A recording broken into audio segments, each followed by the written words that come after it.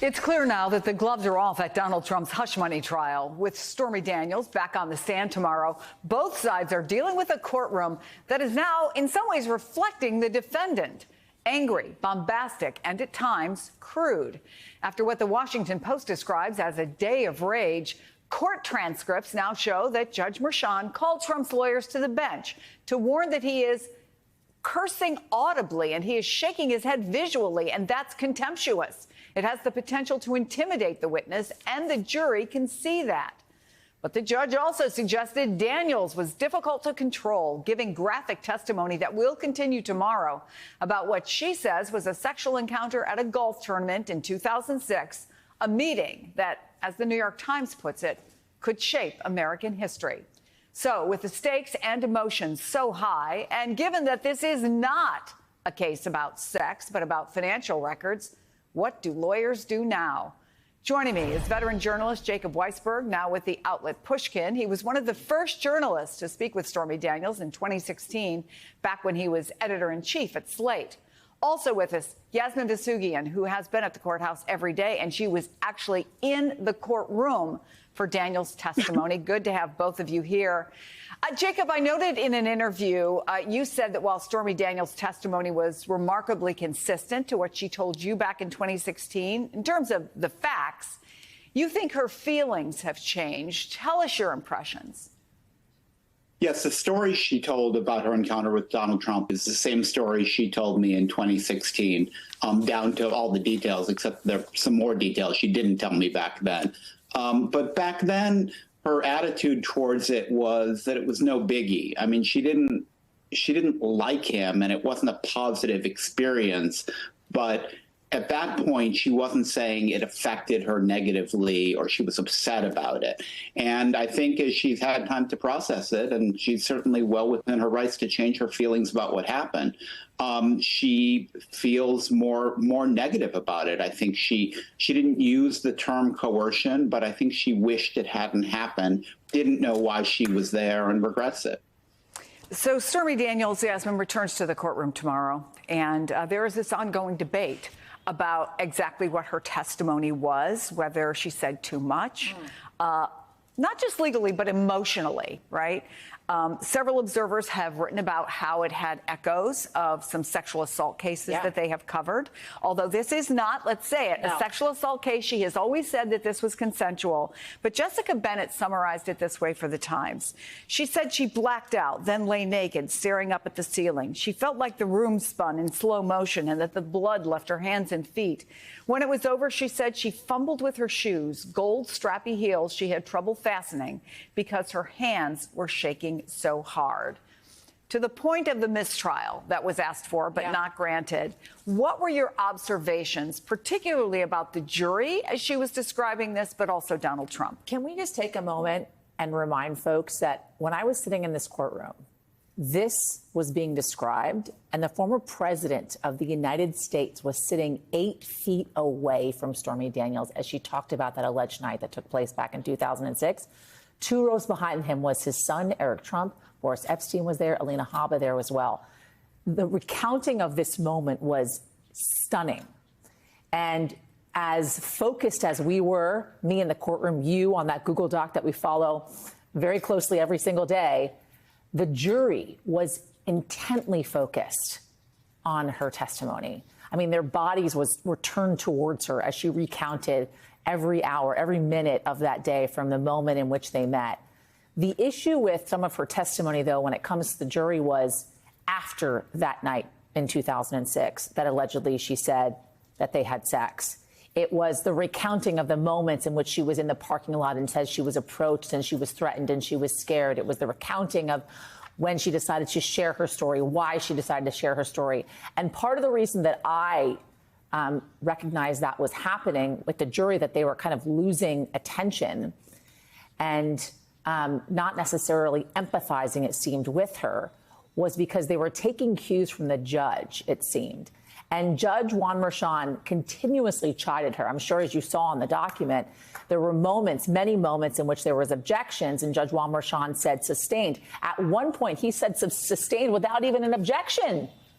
And all of this was because he felt as if she was kind of droning on and giving more kind of extraneous information that was not necessarily needed for her testimony. So at what point did Donald Trump make the kind of comments that Juan Merchan called his lawyers up to the bench? So to be clear, I'm looking at the back of his head, and he's about four to five rows in front of me, right? I saw a lot of talking to Todd Blanche throughout the entire testimony. I saw moments in which there was a bench meeting and Bovee would come over and talk to the former president, likely kind of bringing him up to speed as to what's happening and why there was a bench meeting called.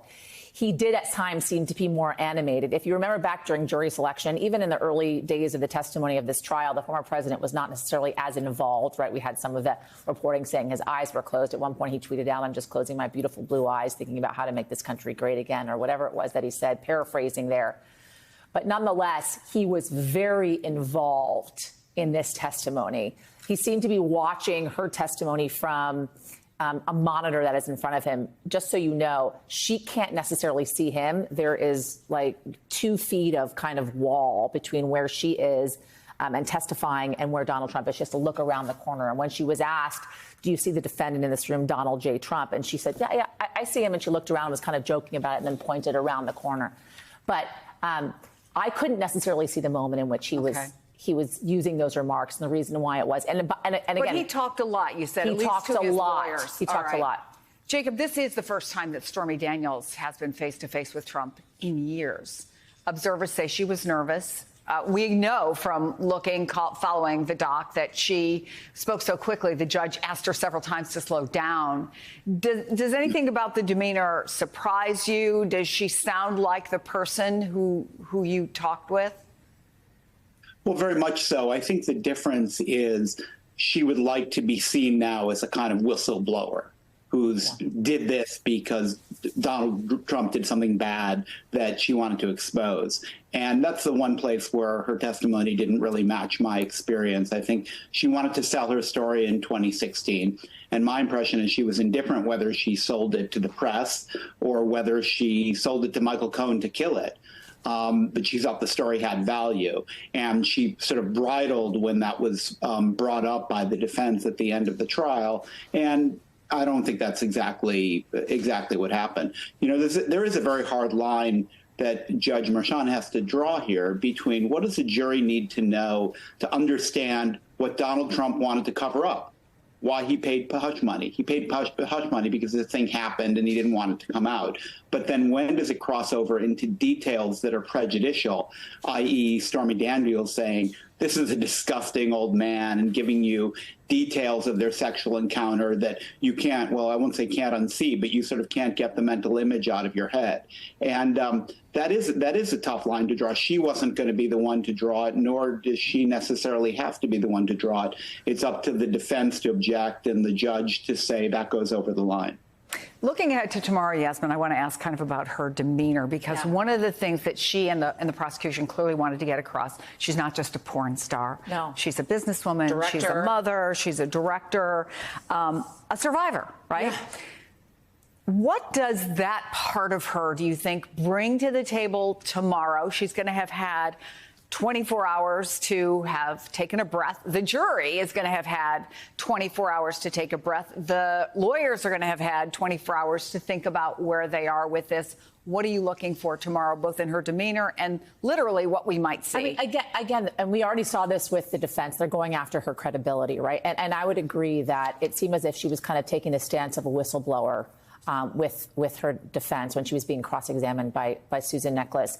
And I look to more of that, kind of chipping away at her credibility. What I would say, though, is I feel as if the jury was empathizing more with her, which I think is quite rare in some of these in trials like this one, although we've never seen something like this before, was empathizing more with her in moments in which she seemed to be a whistleblower versus the moments in which she was indirect.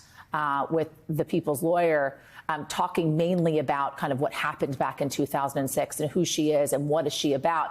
And I think part of that was because she was playing so much to the jury, which I don't think the jury necessarily appreciated. And what I mean by that is she was joking to the jury, kind of trying to get them to laugh at certain things throughout. So I expect hard cross-examination continuing with Susan Necheles, because she really went after her hard. And I don't think that necessarily comes through in some of the documents. You can't, yeah. It cannot come through. But I certainly think redirect, we can expect using the former president's words against him. And I only say this because they tried to use Stormy's words against her, right? In the moment in which they talked about her tweet, you called the former president this, right? And she said, well, he called that to me first, or he called me a name first. Yeah. And I expect them to do the same thing in this redirect, to use the former president's words against him with Stormy on the stand. Yasmin Vossoughi and Jacob Weisberg, thank you both very much.